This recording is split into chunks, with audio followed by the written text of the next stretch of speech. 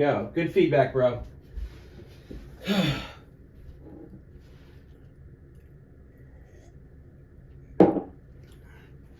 Okay, ready? All set. Yep. 3, 2, 1, action. What is accountability?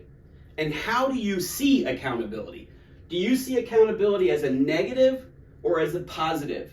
What I want to teach you in this video is if you can shift your context, your view through which you see accountability, and shift it from the negative, which I would say is a more traditional way of viewing it, to the positive, which is in my mind a more advanced way of viewing accountability, you'll be more effective at creating accountability on your team. And accountability is the key to a high-performing team. When you can have your team be self-accountable, where they actually really want to do what they're doing and they hold themselves to a high degree of excellence because of your leadership, that's when you're going to have win after win after win. And that's where we want to go. So let's look at accountability from the two perspectives. If we look at accountability from a traditional sense, which I would call negative, to be honest, if you think about it, put yourself in the mindset of someone who's being held accountable. Your boss is going to hold you accountable, or you're the boss and you've got to hold someone else accountable. Like, what does accountability mean in that context? In my mind, accountability ultimately means punishment. It's like somebody screwed up, somebody made a mistake, and now someone has to pay the price. Who's going to be held accountable for the problem, right? Like, that's the traditional view of accountability, and it's a negative frame. It's a negative context. So there's not a lot of power in just trying to hold people responsible for a mistake or to punish them. That's not where we want to come from. Now, I'm not saying that if somebody makes a mistake after mistake after mistake, or if they're under a performance review and they still aren't coming through, that you don't hold a line and hold someone accountable. I'm not saying that. You can do that, and we'll be talking about the best way to do that in a future video.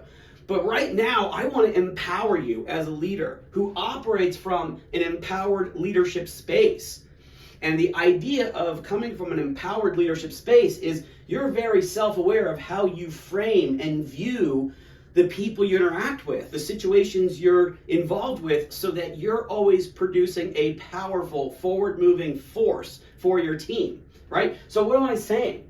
I'm saying that to shift your context of accountability from punishment, which is negative, to a more positive frame is going to make a big difference. So what is the positive frame? Let's think about that for a second, right? Like, if everyone on the team is taking accountability, what are they really doing, right? They are taking into account the piece of the value creation puzzle so that everyone working together delivers an outcome for the customer or the client that has value, and you get the reward. So if you look at accountability as everyone actually being totally aware of what they're supposed to do, they're totally involved and bought into why they're supposed to do it, they know how to do it, when to do it, and your leadership is basically about ensuring that everybody has what they need to execute, then what does accountability sound like in that context? A much more positive context.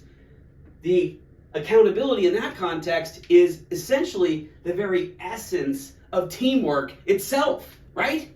So a positive context for accountability is you've shifted from looking at accountability as punishing someone for making a mistake to creating the conditions for people to actually create success. And that's how I want you to view it, right? Now, having viewed it that way, shifted your context, then we can get into, well, what are the steps to actually create that accountability with your team, which I call the 4 steps of accountability.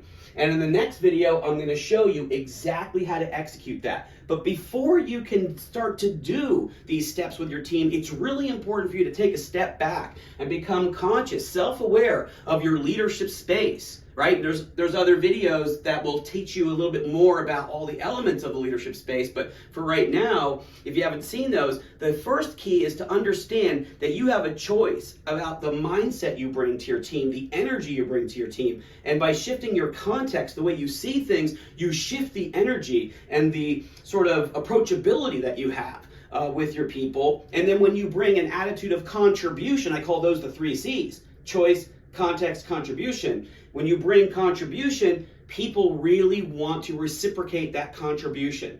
So the energy and attitude behind accountability, this positive context, is I actually want to contribute power to my team and give them a formula, the 4 steps of accountability through which they can execute successfully and we all win together. And that's what we're going to learn next.